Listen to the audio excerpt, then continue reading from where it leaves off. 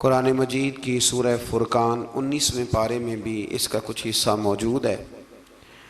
19वें पारे में अल्लाह तबारक व तआला ने आयत नंबर 30 से कुफ़ार के कुरान मजीद की तरफ तवज्जो न करने पर आप सल्लल्लाहु अलैहि वसल्लम को तसल्ली इरशाद फरमाई है कि ऐसा हर नबी के साथ हुआ है और हिदायत अल्लाह ताला के ही इख्तियार में।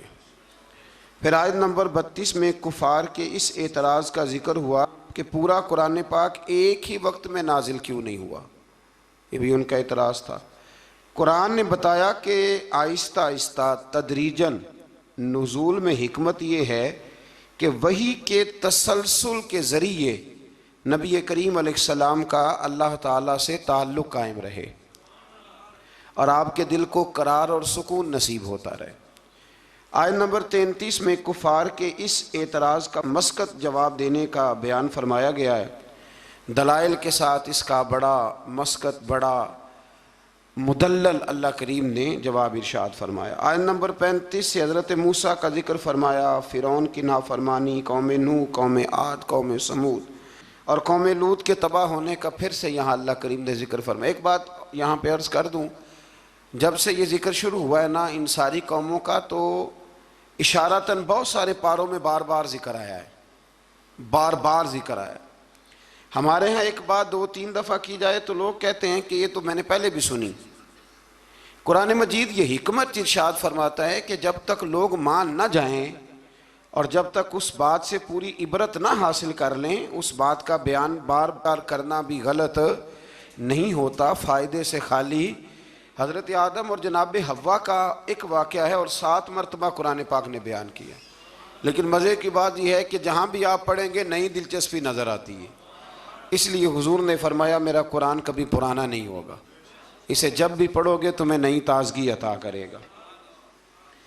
आयत नंबर 45 से अल्लाह ताला ने साए के फैलाओ और सिमटाओ और नींद को बाइसे राहत और दिन को ज़रिया मुआश बनाने को अपनी निशानी करार दिया है। फरमाया ये जो तुम्हें नींद आती है ये भी मेरी निशानियों में से निशानी है, ये भी मेरी निशानियों में से। यानी आप ज़रा समझें इस बात को, नींद भी अल्लाह की निशानियों में से, यानी वो गलबा कर लेती है आदमी पे। जिंदा इंसान है, खुली आंखें बंद हो जाती हैं और सुनने वाले कान सुनना छोड़ देते हैं और इंसान उठता बैठता चलता फिरता बिल्कुल यकदम लेट जाता है। तो फरमाया ये भी तो देखो ना, ये भी तुम्हारे रब की निशानी है कि तुम्हारे ऊपर उसने नींद को तुम्हारे लिए सुकून का सबब बनाया। अल्लाह ताला राहत वाली नींद अता फरमाए और अल्लाह ताला गफलत वाली नींद से महफूज फरमाए। आयत नंबर 48 से बारिश के निज़ाम, आसमान से पाक पानी के नुज़ूल, इसके ज़रिए बंजर ज़मीन को ज़रखेज़ बनाने, समुंदरों में मीठे और नमकीन पानी के अलग अलग जारी होने और दीगर इनामात का अल्लाह ने ज़िक्र फरमाया है। पानी जब आसमान से उतरता है तो मीठा होता है कि नमकीन होता है? अल्लाह की कुदरत है ना कि जब वो दरियाओं समुंदरों में जाता है तो नमकीन अलग मिलता है, मीठा अलग मिलता है। आयत नंबर 54 में बताया कि इंसान का जोहर तख्लीक पानी है, बुनियादी तौर पर यह भी पानी से पैदा किया गया। फिर इसके ज़रिए नसब और ससुराल के रिश्ते कायम किए गए, यानी ससुराल के रिश्ते ये भी अल्लाह तबारक व तआला ने कुरान मजीद में इसका भी ज़िक्र इरशाद फरमाया। सूरतुल फुरकान के आखिरी रुकू में आसमानों में बुर्ज बनाने, सूरज और चाँद की रोशनी और निज़ाम लैल व नहार को अल्लाह ताला की कुदरत की दलील के तौर पर बयान किया गया। इसके बाद अल्लाह ताला के महबूब बंदों के आला सिफ़ात का बयान है।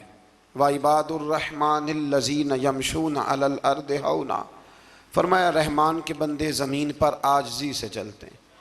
व इज़ा ख़ातबहुमुल जाहिलून क़ालू सलामा, जाहिल उनसे उलझना चाहें तो वो उलझते नहीं, बल्कि वो, एक बात ज़रा मेरा दिल है यहाँ कह दूँ, एक आदमी ने ना अलिफ बा ता सा से लेकर पूरा कुरान मजीद पढ़ा है, पर उसके बाद उसने उसकी कुछ ना कुछ तजवीद भी पढ़ी, फिर कुछ ना कुछ तर्जमा भी पढ़ा।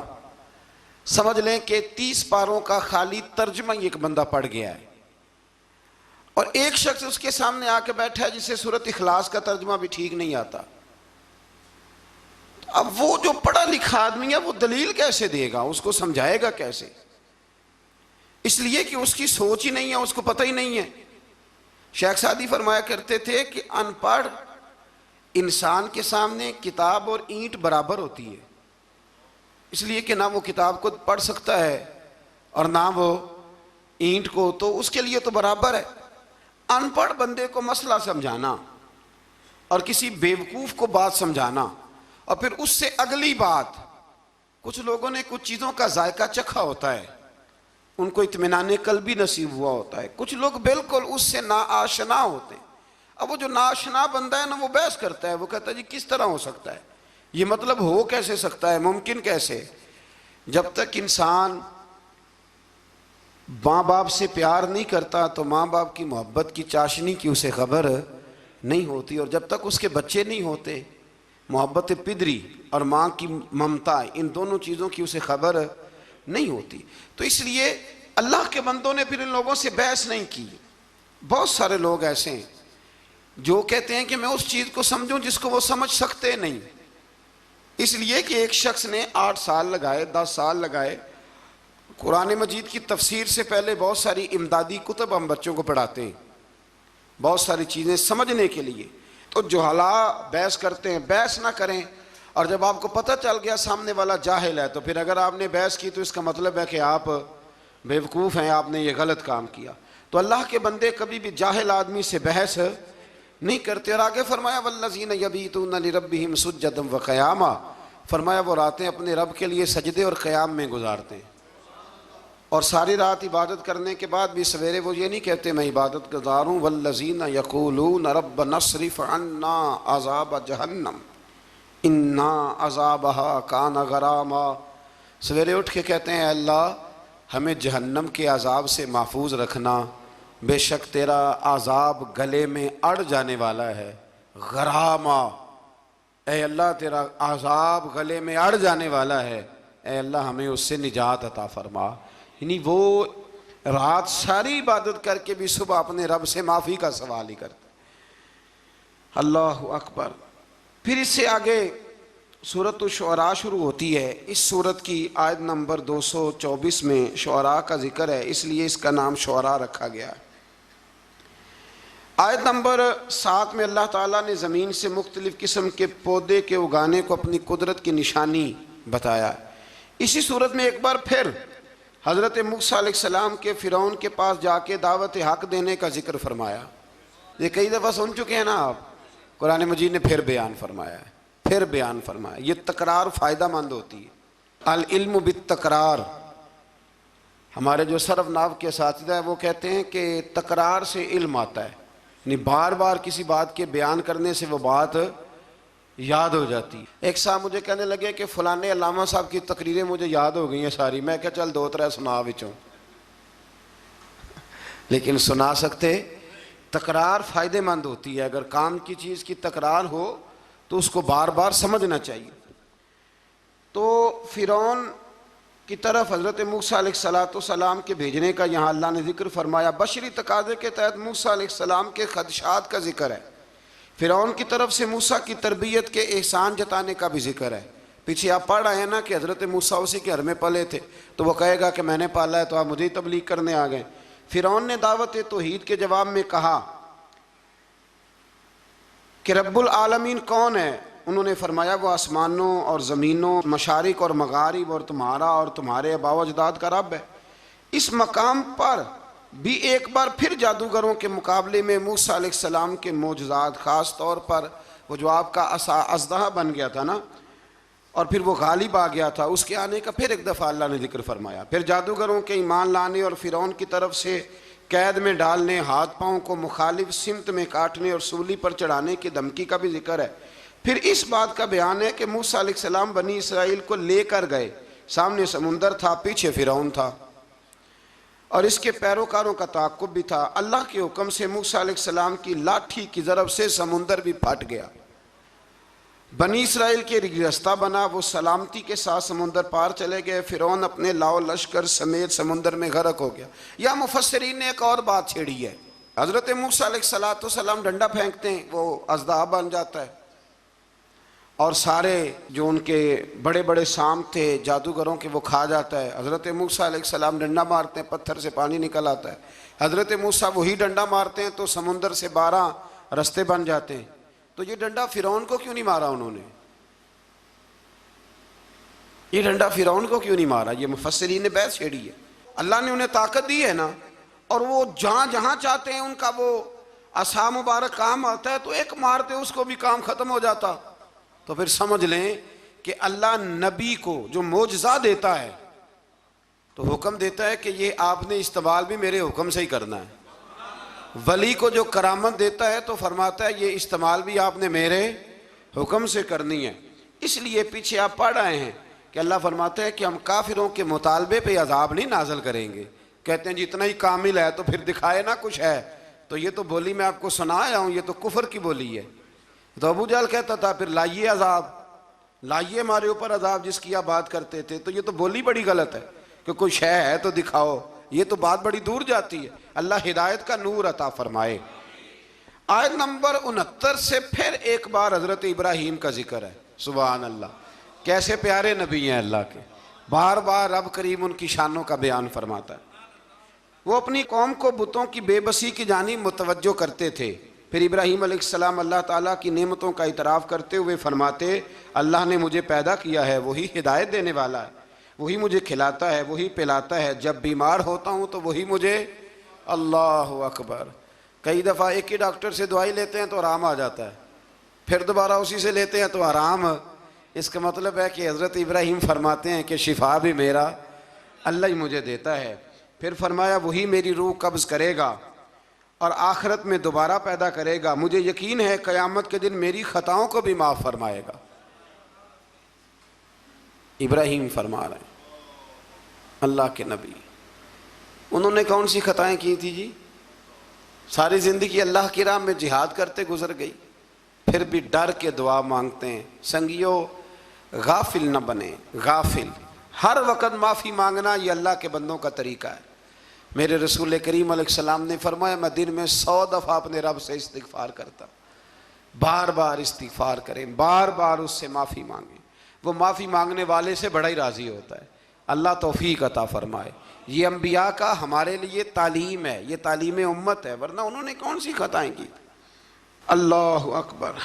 फिर फरमाया वो दुआ करते हैं कि ए मेरे परवरदिगार तो मुझे सही फ़ैसला करने की कुव्वत अता फ़रमा और मुझे नेक बंदों के साथ मिला दे। पढ़ना ज़रा घर जाके सूरह शोरा, आपको समझ आएगी। अल्लाह के नबी दुआएं मांगता है, या अल्लाह हमें नेकों की संगत अता फरमा।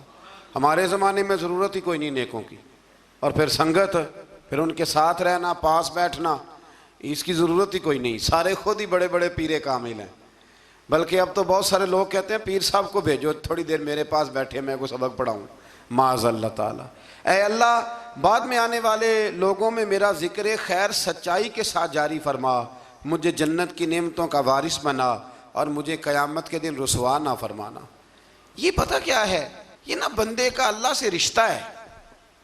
ये रिश्ता है, बंदा जब उसकी नेमतों को सोचता है और फिर अपने रोज़मर्रा की इबादत को, नेकी को सोचता है, तो फिर कहता है अल्लाह तूने बड़ा दिया है, मुझे रुसवा ना कर देना। ये कई दफ़ा खुफिया तदबीर भी होती है ना। हाँ, ये कई दफ़ा बहुत शानें जब मिल जाती हैं तो खुफिया तदबीर भी होती है। खुफिया तदबीर भी होती है। एक दरवेश कहा करते थे कि जब अल्लाह ताला तुम्हें दुनिया में बहुत सारा अजर दे दे ना, नेकियां दे दे, प्यार करने वाले दे दे, दौलत दे दे, तो फिर भी अल्लाह से डरा करो कहीं ऐसा तो नहीं कि वो सारी नेकियों का अजर दुनिया में देना चाहता है और आखिरत में तुम्हारा हिस्सा ही कोई नहीं, सारा कुछ यही ना दे दे। इसलिए उसकी बारगाह नाज में ये भी दुआ फरमाएँ कि अल्लाह क़यामत की रुसवाई से महफूज फरमाए। अल्लाह मस्तुर न बिसितरिकल जमील, अल्लाह सोने पर्दों में से एक पर्दा नसीब फरमा। आयत नंबर 91 से मुत्तकीन और सरकश लोगों के साथ होने वाले सलूक का जिक्र फरमाया। एक ने सारी ज़िंदगी तकवा किया, एक ने सरकशी की, घोड़ों की तरह भागा, मर्जी की ज़िंदगी जिया। अल्लाह ने दोनों का जिक्र फरमाया। और फरमाया गुमराह लोगों के जहन्नम में आपस में लड़ने और हर तरफ से नाउम्मीद होने और इनके दुनिया में वापस जाकर ईमान लाने की नामुमकिन ख्वाहिश है। यहाँ बड़े लोग कहते हैं जी अल्लाह चाहे और नेकोकारों को जो है वो माज़अल्लाह दोज़ख में डाल दे और हमें अल्लाह चाहे तो बख्श दे। जिसने उठती हुई जवानी में भी अपनी नज़र झुका के रखी और जेब में लाखों करोड़ों होने के बावजूद भी अपने रब की रिजा वाली बात की, और तू सारी जिंदगी गुजारे बेहयाई और फाशी में और दावे तो अजीब कर दे। अल्लाह बेनियाज जरूर है पर बेइंसाफ नहीं, बेनियाज जरूर है पर वो बेइंसाफ, ये समझ लें। हाँ, किसी को ये दावा नहीं करना चाहिए कि मैं नेक हूं तो जन्नत मेरे नाम अलाट हो गई है, दुआ करनी चाहिए और उसकी बारगाह में माफ़ी चाहनी चाहिए। लेकिन ये जो गुनाहगार फिर दलेरों जैसी बातें करते हैं ना, इसका तो मामला ये है कि एक गुनाहगार ऊपर से सीना जोर, ये जुल्म है, ये जबर है, इससे बचें। हाँ, अगर कोई रब की रहमत का बाजू थाम के बात करेगा तो अल्लाह बड़ा ही करम फरमाने वाला है। आयत नंबर 105 से नूह अलैहिस्सलाम की दावत हक का जिक्र है। वो रसूल अमीन थे। सरकश लोगों ने कहा हम आप पर कैसे ईमान लाएं, आपके पैरोकार तो पसमानदा लोग हैं। ये नूह अलैहिस्सलाम की कौम का जरा अंदाज सुन ले। कहने लगे पसमानदा से गरीब गरीब से बंदे आपके कलमा पढ़ने वाले, हम चौधरी हो के आपको मान जाएं, ये कैसे हो सकता है। फिर नूह अलैहिस्सलाम अल्लाह ताला से अपने और अपनी कौम के दरमियान आखिरी फैसले की दुआ मांगते हैं। अल्लाह ताला इनको और इनके पैरोकार मोमिनों को कश्ती के ज़रिए निजात अता फरमाता है और सरकश कौम तूफ़ान में डूब जाती। आयत नंबर 124 से हज़रत हूद अलैहिस्सलाम और इनकी कौम आद का जिक्र है। अल्लाह ताला ने इस कौम पर नेमतों की फरावानी की, चुपायों, औलाद और नहरी बागात की सूरत में फरमाई। उन्होंने मजबूत मकानात और बुलंद मकामात पर इशरत गाहें तामीर कर ली। आजकल भी फार्म हाउस नहीं बन जाते, जल्दी जल्दी से फार्म हाउस बन जाते। बेलाखिर नबी की तकजीम की बिना पर अल्लाह ने इस कौम को भी हलाक कर दिया। फिर आयत नंबर 141 से हज़रत सालेह अलैहिस्सलाम और इनकी कौम समूद की नाफरमानियों का जिक्र है। इन पर अल्लाह ताला ने नेमतों की फरामानी फरमा रखी थी। मीठे चश्मे, बागात, ज़रख़े ज़मीन की कसरत, पहाड़ों को तराश कर मकान बनाते थे।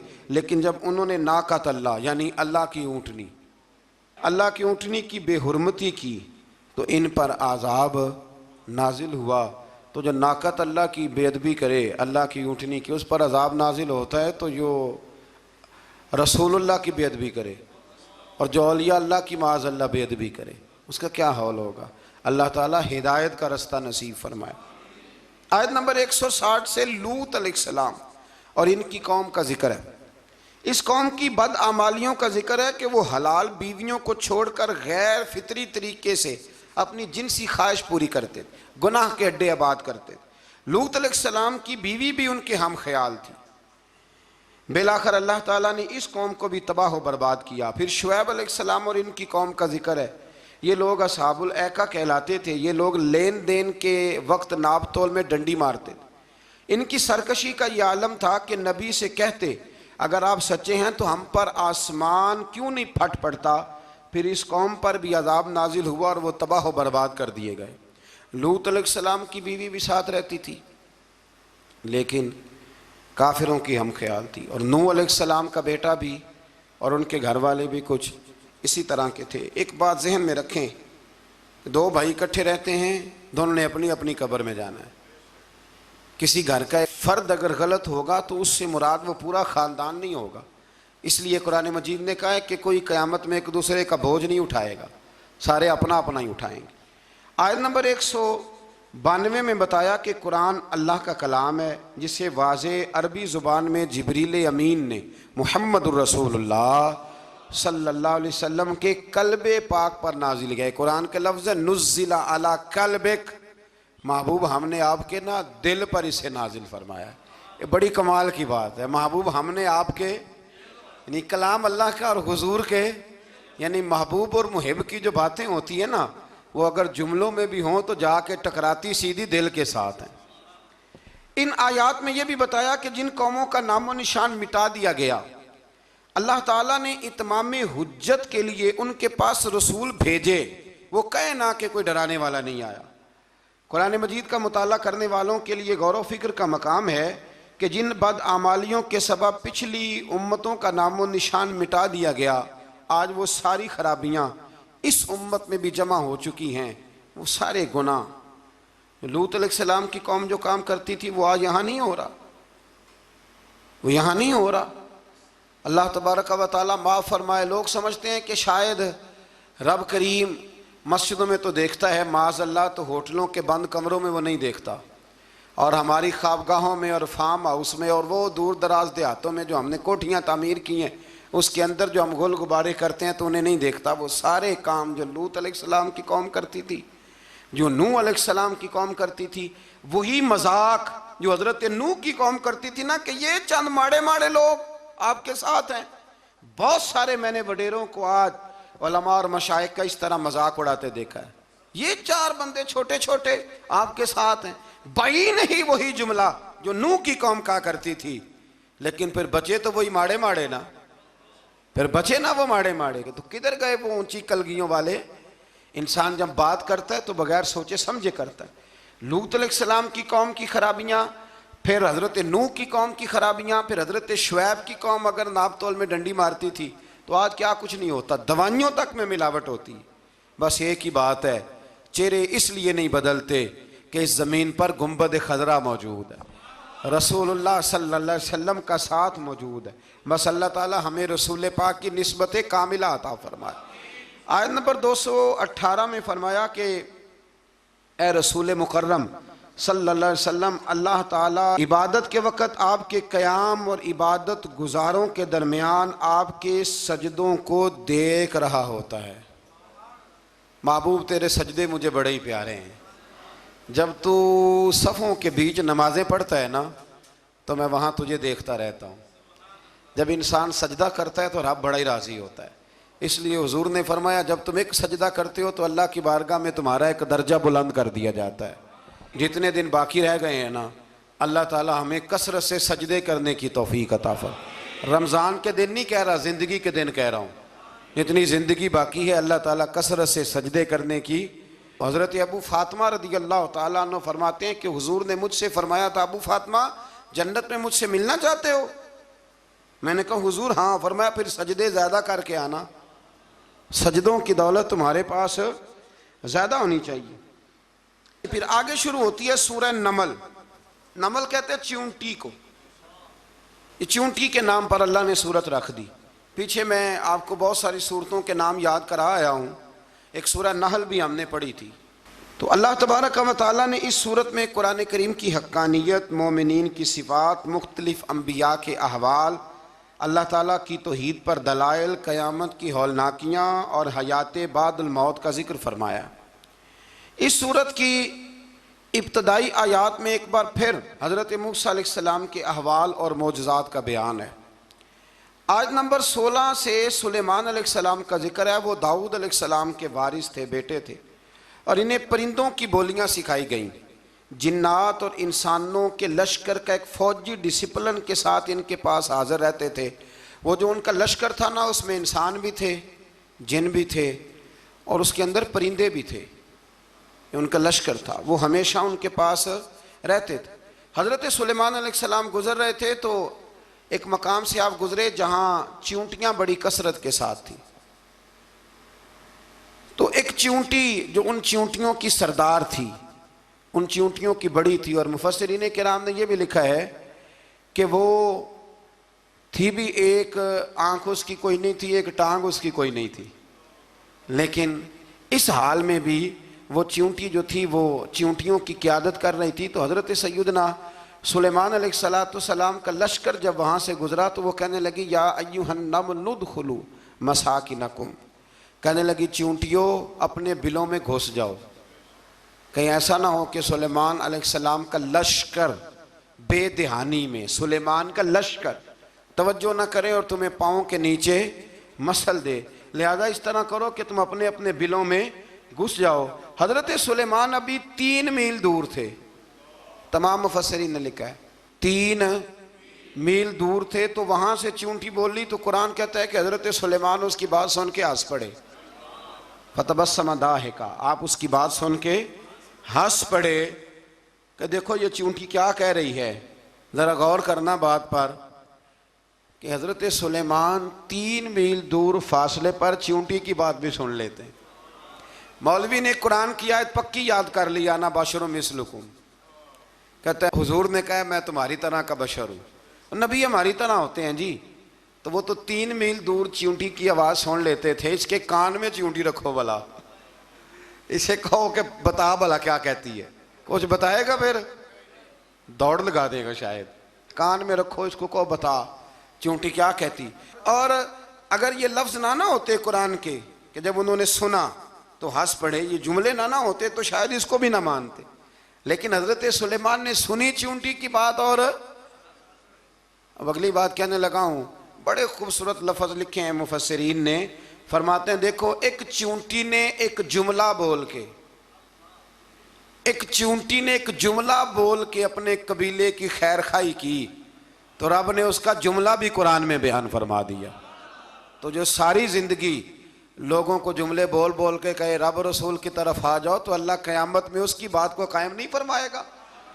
जो भी किसी की खैर खाई करे वो एक जुमला बोल के करे और हो भी चींटी, तो अगर अल्लाह उसका जिक्र कुरान में बाकी रखता है तो मैं और आप अगर किसी की खैर खाई करेंगे तो इंशाअल्लाह जिक्र बाकी रहेगा। शर्त यह है कि करें खैर खाई, खैर खाई करो किसी की, एक जुमला बोल के भी करो, चींटी भी हो तो अल्लाह कुरान में जिक्र बाकी फरमा देता है। तो अल्लाह तबारक व तआला ने इस बात का जिक्र कुरान मजीद में फरमाया। इस पर कई कुछ लिखा है। इसी तरह से एक बात और लिखी है हमारे मुफस्सिरीन ने कि हज़रत सुलेमान एक दिन ना इसी तरह निकले, कहत पड़ गया था, बारिश नहीं होती थी, तो हज़रत सुलेमान बाहर मैदान में निकले दुआ करने के लिए, खुश्क साली थी। तो जब आप गए तो एक चींटी अपने पर फैला के दुआ मांग रही थी। तो रब करीम ने फरमाया सुलेमान आप वापस चले जाएं, बारिश आ जाएगी पर आएगी चींटी की दुआ पे। तो हज़रत सुलेमान ने अर्ज़ की मौला मैं भी तो इतना लश्कर लेके आया हूँ ना, तो चलो हमें भी दुआ कर लेने दे, तू चींटी की दुआ पे बरसा देना पर दुआ कर लेने दे। फरमाया नहीं आप वापस जाएं, दुआ ना मांगे। या अल्लाह क्यों? फरमाया चींटी का दिल टूट जाएगा, वो तो कहेगी कि ये सुलेमान के लश्कर दुआ पे फिर बारिश आई है। तो आप ना करें ताकि उसके दिल में ये बात रहे कि नहीं मेरे रब ने मेरी दुआ पे बारिश फरमाई है। आप जाएं, आज बारिश आएगी पर आएगी चींटी की दुआ पे। तो जो चींटी बारिश की दुआ करे कौम के लिए, अल्लाह अगर उसका जिक्र कायम रखता है तो जो अपनी कौम के लिए हिदायत की दुआ करे। और कभी कभी गर्दन झुका के देखा करो कि दिल में रसूलुल्लाह की उम्मत का दर्द कितना है। अगर कहीं हुजूर की उम्मत का दर्द है तो फिर इंशाअल्लाह जिक्र क़यामत तक बाकी रहेगा। फिर इंशाअल्लाह क़यामत तक आने वाली नस्लें भी आपका जिक्र करेंगी अगर हुजूर की उम्मत का दर्द सीने में मौजूद है।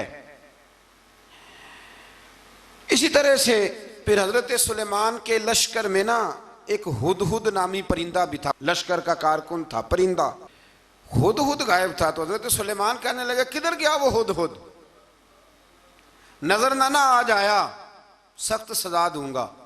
यहाँ तो कोई अच्छी खबर लाएगा, क्योंकि वो हुदहुद परिंदा जाता था तो खबरें ला के देता था, वरना सजा दूंगा।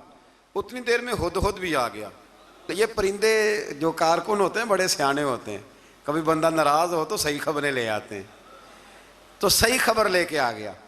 आते ही आके बैठा तो उसने हज़रत सुलेमान अलैहिस्सलाम ने कहा कहाँ थे? अर्ज़ करने लगा हुजूर मैं मुल्क सबा गया था, वहाँ एक औरत हुक्मरानी करती है, उसका नाम बिल्कीस है, बहुत बड़े तख्त पे बैठती है, 80 गज उसका तख्त लंबा है, 40 गज चौड़ा है और शायद 80 मान के 80 टन उसका वज़न है।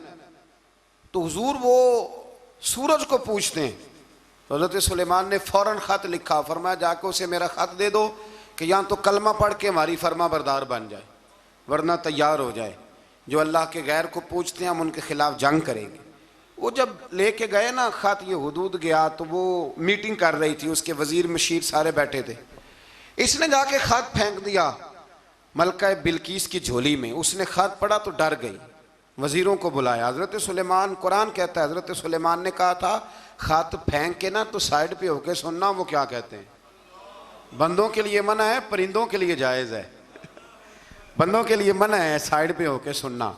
हाँ, जिसकी जासूसी की ड्यूटी हो, कुफर की जासूसी की, उस बंदे के लिए भी जायज़ है। तो यहाँ एक तो वो परिंदे थे, दूसरा कुफर की जासूसी कर रहे थे। साइड पे होके सुनने लगे तो मलका बिल्कीस कहने लगी अब क्या करना है, ये खाता आया है। तो वो कहने लगे हम तैयार हैं, आप हुक्म करें, हम लड़ने को तैयार हैं, लड़ेंगे। वो कहने लगी नहीं, तेजी ना दिखाओ। कुरान मजीद कहता है कि वो कहने लगी जब लड़ाइयाँ होती हैं तो शहर तबाह होते हैं, मुल्क खंडर बन जाते हैं, लड़ाई मसले का हल नहीं है। उन्होंने कहा कि मैं नबी हूं। एक दफा आजमा लेते हैं कि नबी हैं कि नहीं, माज़अल्लाह आजमा लेते हैं। कहा कैसे? कहने लगी तोहफे ताहे बेचते हैं, अगर माल पर दिल ललचा गया तो फिर नबी नहीं बादशाह है, और अगर माल पर दिल ललचाया ना तो फिर अल्लाह के कामिल बंदे। ये फ़र्क उसने उस वक़्त बयान किया। उसने 500 कनीज़ें, 500 गुलाम, बड़े शानदार लिबास पहना के, 500 घोड़ा बड़ा तगड़ा, उसके ऊपर माल व असबाब रख के तैयारी करा के हज़रत सुलेमान की तरफ भेजा। हुद पहले से खबर लेके आ गया, हुजूर उसने ये प्रोग्राम बनाया है। वो जब आया सारा कुछ तो हज़रत सुलेमान देख के जलाल में आ गए। फरमाने लगे उसे जाके कह दो तू मुझे क्या तोहफे भेजेगी, मेरे रब ने मुझे माला माल फरमाया हुआ है, उन्हें माला माल किया मेरे मालिक ने। जा उसे जाके कह तू क्या तोहफे देगी। जब रब देता है तो फिर कोई कमी ना वो नहीं छोड़ता। बंदे क्या दे सकते हैं, बंदे तो बेचारे 10 देख के तो 10 दिन उनकी आंखें नहीं खुलती। फरमाया मुझे अल्लाह ने जो दिया है क्या बात है उसके देने की। तो फरमाया उसे कहो या फरमाबरदार होके आ जाए या जंग के लिए तैयार हो जाए, हम उसे उसके शहर से जलील करके निकाल देंगे। उसने जाके जब पैगाम दिया तो और उन लोगों ने भी आके बताया कि वहाँ तो हम अजीब मंजर देख के आए हैं कि जानवर भी हाथ बांधे खड़े हैं, वहाँ तो जिन्नात, सरकश जिन्नात खड़े हैं। वो बादशाह नहीं, वो नबी हैं। वो जो 500 गुलाम और 500 कनीज़ें गई थी, हवाल सुनाया आके। तो मलका बिल्कीस ने फिर खत लिखा कि मैं फरमा बरदार होके आ रही हूँ। माना क्या है, मैं कलमा पढ़ने के लिए आ रही हूँ। तो हज़रत सुलेमान ने कहा भाई अब इस तरह करो, ज़रा फर्श बिछाओ। उन्होंने फर्श बिछाया, इस तरह का कि ऊपर फर्श था, नीचे मछलियाँ तैर रही थी, लग रहा था दरिया है। ड्यूटी लगा दी, जिन्नात ने बिछा दिया। उधर हज़रत सैयदना सुलेमान फरमाने लगे अब चूँकि मान के आ रही है तो उसे अपनी नबुव्वत की अलामतें भी दिखानी है। उसने तख्त बड़ा शानदार बनवाया था, और ख़वातीन में जो आदतें ख़वातीन वाली होती हैं वो जाती नहीं। वो 7 कमरों में ना पीछे अपना तख्त रख के तो 7 दरवाजे बंद करके आई। उस ज़माने में एक रिवाज था, वो जुलेखा ने भी 7 दरवाजे मुकफ़ल के एक रिवाज था। एक कमरा, फिर कमरे के पीछे कमरा, फिर उसके पीछे कमरा, फिर उसके पीछे कमरा, और उसको बड़े मोटे ताले लगाए जाते थे। और फ़लसफ़ा ये था कि एक ताला तोड़ेगा कोई तो जब तक सिपाही आ जाएंगे, और अगर उसके तोड़ने तक ना आए तो दूसरे के तोड़ने तक आ जाएंगे, और उसके तोड़ने तक ना आए तो 7वें तक तो आ ही जाएंगे। ये उन लोगों का नफसियाती मामला था, सोच थी। 7 कमरों में मुकफ़ल करके ना वो निकली। तो हज़रत सुलेमान अलैहिस्सलाम कहने लगे भाई मुझे उसका तख्त चाहिए उसके आने से पहले, उसके आने से। इस वाक़े की क्या ज़रूरत थी कुरान पाक में, ये क्या हाजत थी, ये तख्त वाली सारी बात कुरान ने क्यों बयान की? पूछें आप अपने दिल से भी और इनकार करने वाले मुनकरीन से भी, इसकी क्या ज़रूरत थी? वो जो कहते हैं जी वली की करामत की क्या ज़रूरत है, सीधी सीधी नमाज़ पढ़ो, रोज़ा रखो, हज करो, ज़कात दो, तो पूछो इनसे एक सूरत नमल के अंदर इस सारी तफसील की क्या ज़रूरत थी? ख़त्म हो गई जब वो कलमा जो पढ़ रही है, तो फिर इस सारे वाक़े को रब क्यों बयान फरमाता है? हज़रत सैयदना सुलेमान फरमाने लगे तख्त चाहिए, और चाहिए उसके आने से पहले। काला इफरीतुम मिनल जिन, जिन्नों में से एक बहुत बड़ा जिन बोला, कहने लगा हुजूर आपका ये तख्त बर्खास्त होने से पहले ले आऊँगा।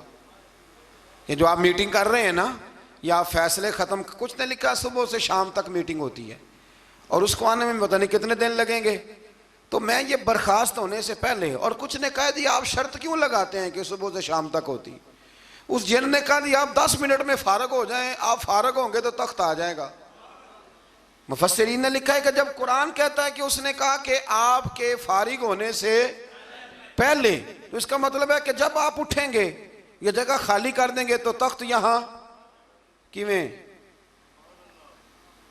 हजारों मील का फासला है, आ जाएगा। पर हवाई जहाज पे कार्गो करा के जी, DHL के जरिए। कैसे आएगा? वह आएगा तो बस आएगा तो हजरत सुलेमान की तो बादशाहत थी ना जमाने पे। फरमाने लगे नहीं नहीं तू लेट है, तू लेट है, तू हमें जानता ही नहीं। एट सेट ते पखड़ा कुआर गंदल, असी और भी बूटियां जानने आ, ये तू लेट है, अभी हमारी ताकत इससे ज्यादा है। बड़ी कमाल बात लिखी है लिखने वालों ने। एक मुफस्सिर ने लिखा है कि अभी हजरत सुलेमान ने गुलामों से मंगवाया है, अपनी बात कोई नहीं की। ये हाल है उनके गुलामों का, तो सरदार का आलम क्या होगा। हजरत सुलेमान कहने लगे भी जल्दी जाइए। काल अल्लज़ी इंदहु इल्मुम मिनल किताब अना आती का भी कबल अन यरतद्द इलैका तरफुक। तो उठा उनमें से वो जिसके पास किताब में से इल्म था, सारी किताब का भी नहीं, इल्मुम मिनल किताब, किताब। वो उठे जिनके पास किताब में से इल्म था। तो वो उठ के कहने लगे हुजूर मैं ले आऊंगा कब? आपके आंख झपकने से। नहीं, आंख झपकने से। बंदा था जिन था, जिन की तो बात मानी नहीं उन्होंने। क्या कहा? आंख झपकने से। मैं आंख झपकने से पहले ले आऊंगा। तो हज़रत सुलेमान कहने लगे तू ठीक है, चल ला फिर, ला फिर। आंख झपकने से। बड़े ही नादान नहीं, फिर गुस्सा नहीं आता उन पे, फिर गुस्सा नहीं आता। मेरे शेख कामिल मुर्शद अकमल शेख बहरोबार हुजूर गौसे पाक जिलानी हजरत गौसे आजम यूं करके शागिर्दों को मुरीदों को सबक पढ़ा रहे थे। पढ़ाते पढ़ाते हाथ आगे किया और जब हाथ वापस आया तो भीग गया था सारा। तो शागिर्द कहने लगे हुजूर ये क्या है? फरमाया तुम्हें नहीं समझ आएगी, छोड़ो तुम, तुम्हारे वाली बात नहीं। खासा दी गल आमा आगे नहीं मुनासब करनी, रहने दो तुम। कुछ वक्त गुजरा तो कुछ लोग आ गए, अभी क्लास खत्म नहीं हुई थी, कपड़े भीगे हुए हो। वो शागिर्द पहले ही मुंतजिर थे। कहा तुम्हें क्या हुआ? कहने लगे दरिया में जा रहे थे, अचानक हिचकोले आने लगे। तो हमने कोई किसी बेअमल का बाजू तो नहीं ना थामा, हम गौसे आजम के मानने वाले हैं।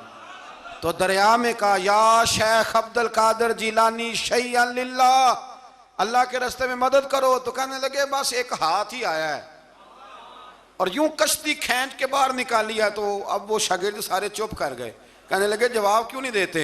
उन्होंने कहा तुमने हाथ देखा है पहुंचता हुआ, और हमने हाथ देखा यहां से जाता हुआ। तुमने पहुंचता हुआ देखा है, तो हमने हजरत बहाउल्लाह नक्शबंद बुखारी, उनकी एक मुरीदनी थी, ऊपर चुबारे पे किसी ने उसकी इज्जत पे हाथ डाला, चुबारे पे ऊपर वाली मंजिल पे। उस मुरीदनी ने अपनी इज्जत बचाने के लिए छलांग लगा दी। जब वो नीचे गिर रही थी तो हजरत बहाउल्लाह नक्शबंद बुखारी पहुंच गए।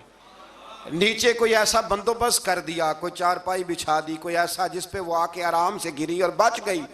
हजरत साहब की तरफ देख के कहने लगी हुजूर आप कब आए? फरमाने लगे पुत्र जब तू चुबारे से चली थी तब मैं बुखारे से चला था, जब तू चुबारे से चली थी ना तब मैं बुखारे से चला था, और तेरे नीचे आने तक मैं भी पहुंच गया हूं। मैं भी माली दा कम राखी करना, फल कच्चे होण या पक्के, ये पीर मुरीदां दे सिर ते ही रहिंदा है। ये झूठे होण या सच्चे, ये पक्की गुलामी करें या कच्ची करें, पीर की भी मजबूरी होती है, क्या करें। पीर मुरीदां दे सिर ते ही रहिंदा है, ये झूठे होण या सच्चे, क्या किया जा सकता है। लेकिन ना नाफरमान बेटे का भी तो जायदाद में हिस्सा होता है ना, नाफरमान भी हो तो जायदाद में हिस्सा। तो चलो बाप नाराज रहेगा तो अल्लाह नाराज रहेगा, बात अलग है, पर जायदाद का हकदार तो है ना, चाहे नाफरमान ही है। पीर मुरीदां दे सिर ते ही रहिंदा है, ये झूठे होण या। फिर वो तख्त आ गया तो हजरत सुलेमान से पूछा ये क्या है? काला हाजा मिन फजल रब्बी। फरमाने लगे कुछ भी नहीं। हजरत सुलेमान कहने लगे ये मेरे रब का फजल है। शायद सब मुफस्सिरीन ने बड़ी बड़ी बातें की हों, पर यहाँ एक काजी सनाउल्लाह पानीपती रहमतुल्लाह अलैह का फिक्रा मैं पढ़ रहा था, बड़ा मज़ा आ रहा था। काजी साहब फरमाने लगे इस आयत पे, काजी साहब कहते हैं जिन पर निरा फजल था हाज़ा मिन फज़ल रब्बी, निरा फजल। फरमाया उनकी तो इतनी ताकत है कि वो हज़ारों मील दूर से 80 गज लंबा 80 गज चौड़ा तख्त आंख झपकने से पहले ले आते हैं, और जिनके बारे में अल्लाह फरमाते हैं बश्शिरिल मुमिनीना बिअन्ना लहुम मिनल्लाहि फदलन कबीरा। फरमाया महबूब अपने गुलामों को खुशखबरी दे दें, बाकियों पे निरा फजल था, इन पर तो फजल कबीर है, इन पर तो बड़ा ही फजल है अल्लाह का। तो फरमाया जिन पर फजल कबीर हो, एक नहीं, इस पर मैं बड़े दलाइल दे सकता हूँ, करामात औलिया पर मैं बड़े ही दलाइल दे सकता हूँ, बड़े। गौसे आजम रदी अल्लाह तआला अन्हु के पास बादशाह आया तो कहने लगा पीर तब मानूंगा जब सेब खिलाएंगे। सेब का मौसम ही नहीं था, तो हजरत साहब आते ही उसे कहने लगे अब तू मेरी विलायत को सेबों पे तो ना तोल, अब सेब खिलाए तो वली या ना खिलाए तो वली कोई नहीं, ये तो अब मेरी विलायत को सेबों पे तो ना तोल। तो हजरत साहब ने यूँ हाथ उठाया तो अल्लाह ने 2 सेब अता फरमाए। तो वहाँ जुमला है हुज़ूर गौसे आज़म का, फरमाने लगे अगर अल्लाह हजरत मरियम सलामुल्लाह जो बनी इसराइल की वलिया हैं, वली है ना, वो नबी तो नहीं ना, औरत नबी नहीं हो सकती। फरमाया अगर अल्लाह उन्हें बगैर मौसम के फल दे सकता है, मैं तो मोहम्मद अरबी का नौकर हूँ। फरमाया अब ना 2 सेब आए थे, तो वो कहने लगा मेरे तो दिल में 1 सेब था ना, तो हुज़ूर गौसे आज़म ने ना 1 सेब मुझे दिया, 1 मैंने खाया तो 1 गौस पाक खाने लगे। कहते हैं मैंने वो मुँह में रखा, ज़रा तुर्श था, तो मेरे चेहरे का वो रंग देख के ना, असर देख के कि तलखी महसूस, तो गौसे आज़म कहने लगे मेरे वाला खा। तो 1 उन्होंने काट के टुकड़ा दिया, कहते खाया तो बड़ा मीठा था। तो मैंने कहा हुज़ूर आए तो दोनों ही गैब से हैं, तो आपके वाला मीठा है मेरे वाला कड़वा है। तो आप फरमाने लगे आए तो दोनों गैब से थे, पर एक को ज़रा जालिम के हाथ लग गए हैं ना, उसको तंबीह भी कर दी कि जुल्म से बाज आ जा, तंबीह भी कर दी। पर मैं हाथ जालिम के लगे इसलिए तुर्श हो गया, सियाना बन। 1 नहीं 20 दर्जनों, लेकिन पता नहीं क्यों लोग अड़ गए, पता नहीं क्यों कड़ के आ गए करामत औलिया के मामले में। बिल्कुल, और फिर किसी हदीस में ये नहीं आया कि इस ज़माने में वली होंगे तो इस ज़माने में वली नहीं होंगे। हुजूर ने फरमाया मेरी उम्मत कभी गुमराही पर जमा नहीं होगी। इकबाल कहते हैं औलिया क्या होते हैं, औलिया क्या हैं, जवासीसुल कुलूब। इकबाल कहता है वली का बहुत बड़ा वली तुमने देखना हो तो उसे देखो जो तेरे दिल का जासूस है। चलो ये मुश्किल बात है, मैं नहीं छेड़ता, लेकिन जो तेरे हाँ वो जसूसी करता है, पर करता है तेरे दिल की, वो तेरे दिल का जसूस होता है वली। और उस पर हुजूर की हदीस है, फरमाया इसकी फिरासत कल्बी से डर, ये अल्लाह के नूर से देखता है, डर इसकी फिरासत कल्बी से, अल्लाह तौफीक अता फरमाए। 12 इस वली का नाम था आसफ बिन बरखिया। आसफ बिन बरखिया जी हज़रत सुलेमान के वज़ीर थे। वो आई मलका बिल्कीस, और जब वो आई ना तो उसने देखा कि ये तो आगे सामने हज़रत सुलेमान बैठे हैं, और जो रास्ता है ना दरमियान में वो फर्श है कि दरिया है समझ नहीं आ रही। तो उसने ना अपना यूं करके ऊपर कपड़ा उठाना शुरू कर दिया कि नीचे पानी है। तो हज़रत सुलेमान कहने लगे चलती आ, नीचे कुछ भी नहीं। उसने पैर रखा, नीचे मछलियां भी तैरती जा रही थी। हज़रत सुलेमान अलैहिस्सलाम, आज भी अल्लाह ने तौफीक दिया ना, लोगों ने इस तरह की तामीरात बाद में की हैं, लेकिन इसके मौजिद इसके पहले बनाने वाले हज़रत सुलेमान है अल्लाह की दी हुई तौफीक से।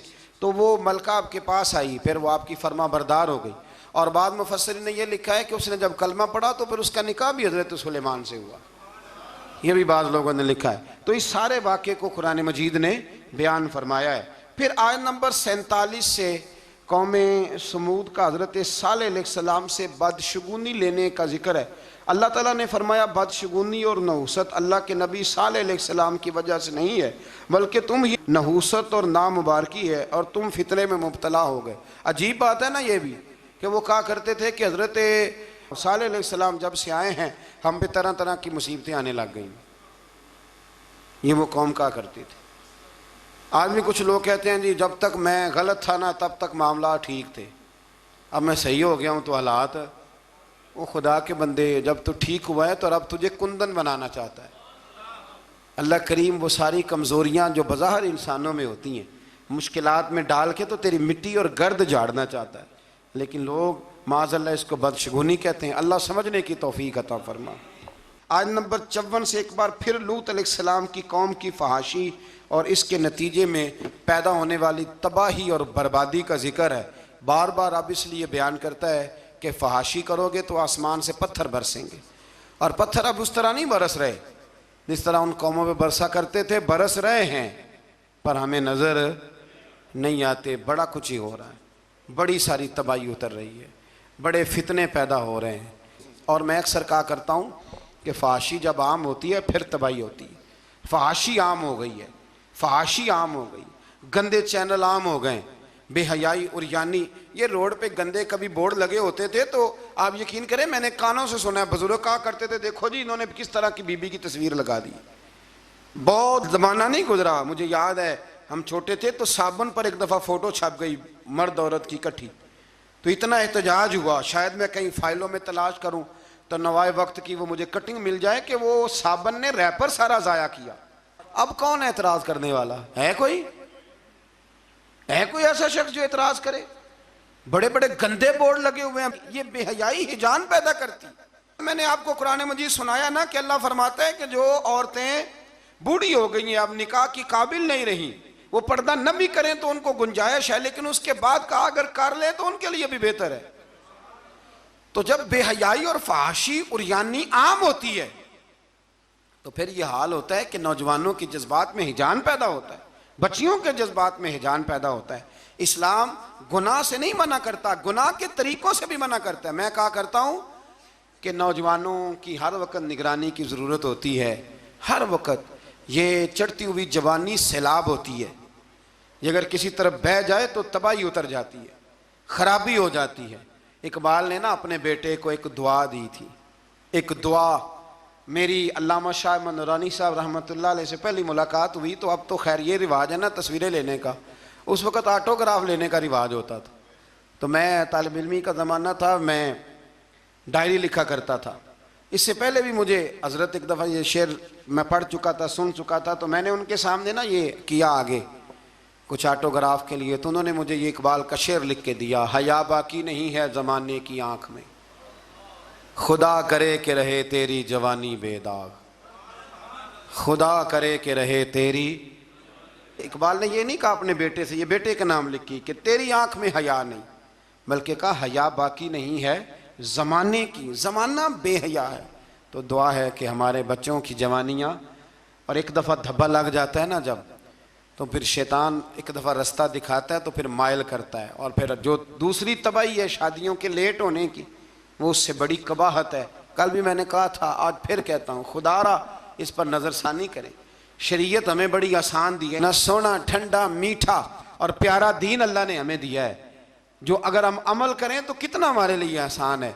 हमने अपने लिए मुश्किलात इकट्ठी कर ली हैं। अल्लाह ताला सब के हक़ में आसानियाँ फरमाए। और इसकी बुनियाद वही मामला है कि अगर बेहयाई को कंट्रोल किया जाए तो इस तरह के सारे वाक़यात को कंट्रोल किया जा सकता है। और अगर वो वाली सज़ाएँ दी जाएँ जो इस्लाम ने रखी हैं, इस्लाम ने रखी हैं, संसार करने वाली और चौक में संसार करने वाली, इसको रोड़े मारो।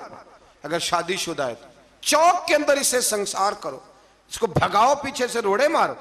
अगर ये वाली सजा दी जाए तो निशान इबरत बन जाए। लेकिन हमारा कानून है ना, कहते हैं जी गुंजाइश नहीं इसमें। भाई अल्लाह रसूल का निज़ाम अमल करने के लिए गुंजाइश नहीं। अल्लाह तबारक व तआला हमें समझने की तौफीक अता फरमाए।